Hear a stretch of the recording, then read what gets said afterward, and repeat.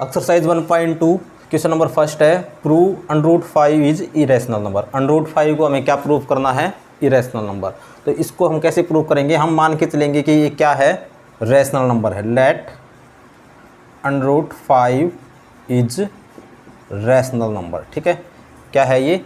Rational number. ठीक है, अगर √5 रैशनल नंबर है तो हम इसको, हमें पता है रैशनल नंबर कौन से नंबर होते हैं? वो नंबर जिसको हम p/q की फॉर्म में लिख सकते हैं। ठीक है, so it can be return in a/b बोल दो, p/b बोल दो, बात बराबर a/b फॉर्म। ठीक है, तो √5 को मैंने क्या लिख दिया? a/b। ठीक है, a and b are integer. ठीक है, ए और बी क्या है? इंटीजर। और मैं मान के चलूंगा एंड सपोज, मान के चलेंगे कि ए एंड बी आर को प्राइम। ठीक है, ए और बी क्या है? को प्राइम है। को प्राइम कौन से नंबर होते हैं? वो नंबर जिनका कॉमन फैक्टर सिर्फ 1 हो। ठीक है, हमने क्या मान के चले? √5 रैशनल नंबर है। रैशनल नंबर है तो इसको हम a/b की फॉर्म में लिख सकते हैं। √5 को मैंने लिख दिया a/b की फॉर्म में। ठीक है, अब देखो इक्वेशन फर्स्ट मान लो इसको।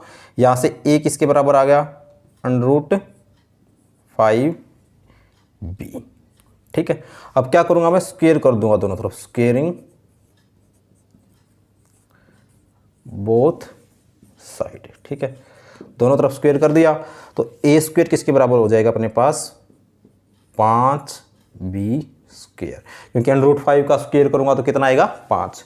अब हम एक थ्योरम थी पीछे, अगर a square is divisible by 5 तो a भी क्या होगा? 5 से डिवाइड होगा। सिंपल थ्योरम याद करनी है। इफ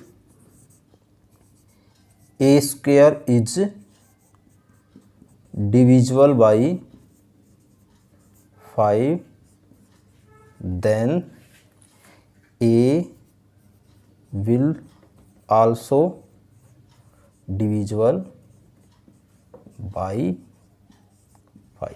ठीक है, ये a स्क्वायर किससे भाग होगा? 5 से। तो a स्क्वायर अगर 5 से भाग होगा तो a भी क्या होगा हमारे पास? 5 से भाग होगा। ठीक है, अब ये अपने पास आ गया फर्स्ट स्टेप। अब ये a स्क्वायर को 5 से डिविजिबल दिखाया हमने, फिर इसी प्रकार से हम b को भी 5 से डिविजिबल दिखाएंगे। ठीक है, हम ले लेते हैं लेट, यहां पे a equal to 5c। a क्या ले लिया मैंने? 5c ले लिया। और c वेयर c क्या है?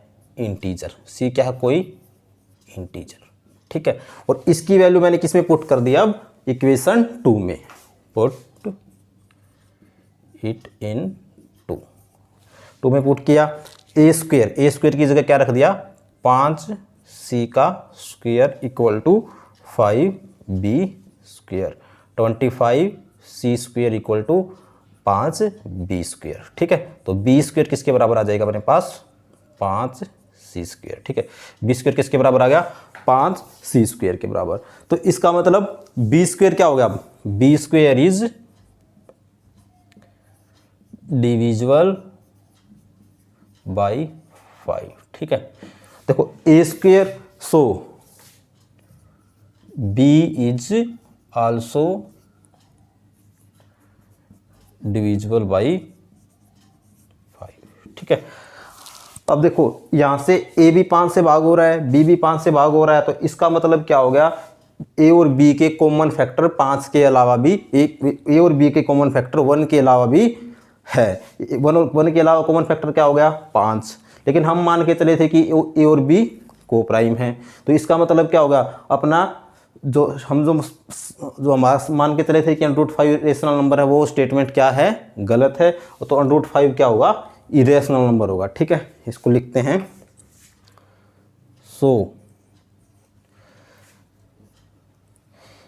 a and b have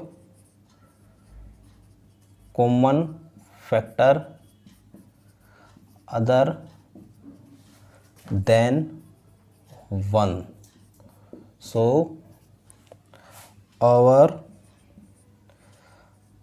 assumption was